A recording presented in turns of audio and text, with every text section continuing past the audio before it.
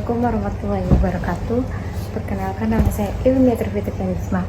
Saya dari kelas C 2003. Jadi di sini saya akan membahas materi kelima tentang perubahan pembelajaran sejarah di sekolah menengah.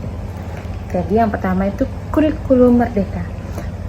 Kurikulum merdeka membawa perubahan dalam pembelajaran sejarah di sekolah. Kemudian pembelajaran sejarah dalam kurikulum merdeka difasilitasi tambahan buku panduan yang diberikan pada guru dan peserta didik untuk menambah motivasi dan membaca. Kemudian pembelajaran sejarah untuk kelas 10 lebih menyeluruh, tidak ada pembedaan untuk sejarah wajib atau sejarah peminatan. Kemudian capaian pembelajaran atau item lingkap standar capaian kelas 10 berisi elemen pemahaman konsep sejarah, keterampilan proses sejarah, kemudian adapun pembelajaran sejarah dalam kurikulum merdeka itu mendorong peserta didik tidak hanya mengetahui dan menghafal saja, namun juga paham menggunakan konsep sebagaimana pisau analisis untuk mampu mengamati, mengumpulkan dan mengorganisasikan informasi dan menarik kesimpulan.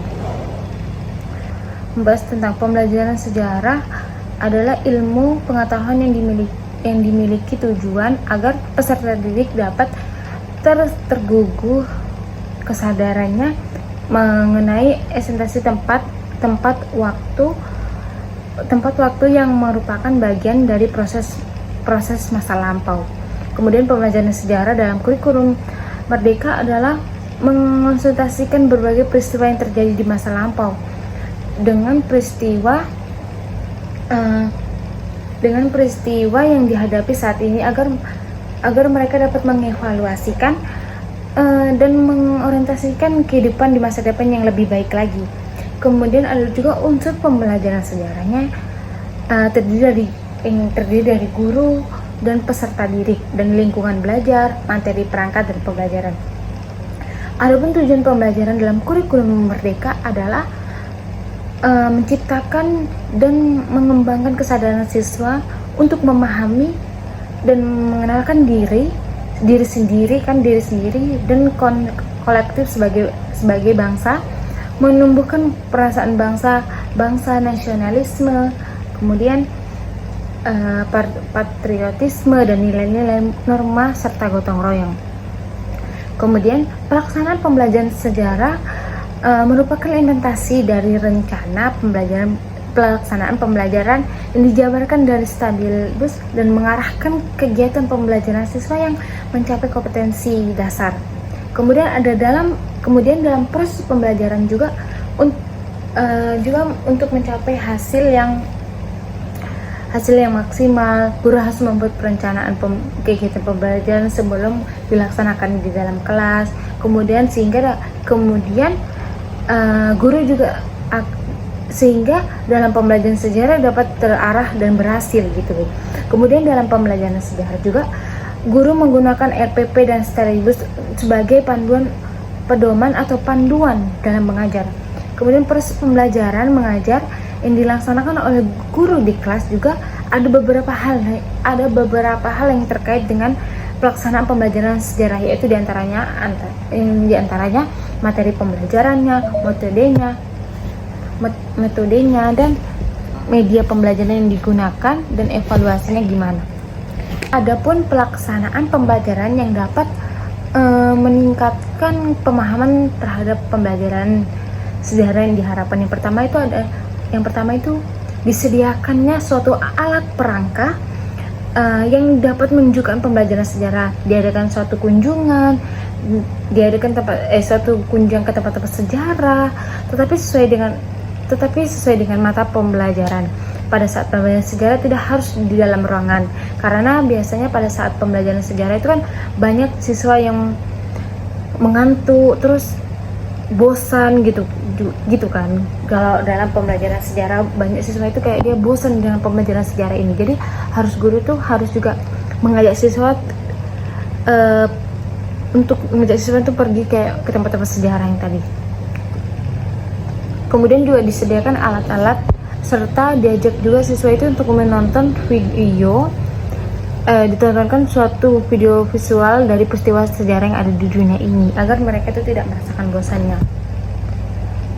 Kemudian juga bisa melakukan kuis setiap bulannya sehingga siswa itu akan lebih sering membaca buku untuk meningkatkan materi gitu. Kalau semuanya dikasih kuis kan pasti siswa itu akan berpikir dan juga mereka akan banyak membaca buku agar bisa mengetahui tentang materi tentang kuis yang akan dibahas gitu. Kemudian ada peningkatan sumber referensi. Sumber referensinya itu bisa dari buku untuk masing-masing anak, terus pemahaman alat bantu, membantu suasana belajar yang tidak membosankan, dan juga diusahakannya kegiatan pembelajaran di luar sekolah karena mengetahui pengalaman yang nyata bahwa sejarah itu benar-benar ada dan bukan rekayasa. Menunjukkan dan juga bisa menunjukkan bukti gambar kayak gitu. Kemudian ada juga prinsipnya. Apa sih prinsip pembelajaran sejarah ini? Yang pertama adalah kesesuaian dengan karakter peserta didik. Yang kedua, sekolah dilakukannya pembelajaran sejarah dirancang sesuai pembelajaran, kondisi, karakter peserta didik. Dan guru juga tidak selalu membuat modul ajar karena kondisi situasi yang tidak menentu. Kayak tadilah, buat aja kayak kuis, kayak menonton dan datang juga ke tempat sejarah gitu. Kemudian pemilihan metode dan pembelajaran sejarah itu. Yang pertama itu metode pembelajarannya. Metodenya itu metode ceramah baik untuk menanamkan nilai-nilai sejarahnya. Kemudian yang kedua adalah metode diskusi untuk mengembangkan kemampuan berpikir kritis peserta didik. Yang ketiga ada penugasan untuk mengembangkan kemampuan belajar mandiri peserta didik. Yang keempat itu ada simulasi atau studi kasus untuk membuat pembelajaran lebih interaktif. Yang terakhir ada metode pembelajaran berbasis project untuk mengembangkan kemampuan belajar siswa dan nampak juga kreatif siswa itu bagaimana. Kemudian bahan pembelajarannya itu bisa kita lihat yaitu buku teks, artikel, sumber sejarah lainnya. Kemudian media pembelajarannya itu bisa kita lihat gambar, peta, film, dan presentasi. Kalau pengalaman langsungnya itu kayak datang ke tempat-tempat situasi sejarah, wawasan tokoh-tokoh sejarah, kayak ke museum-museum. Terus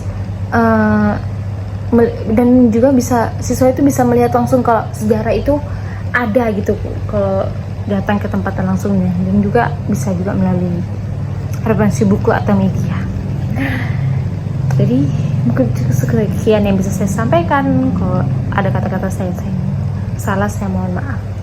Wabillahi taufiq wal hidayah. Assalamualaikum warahmatullahi wabarakatuh. Bye.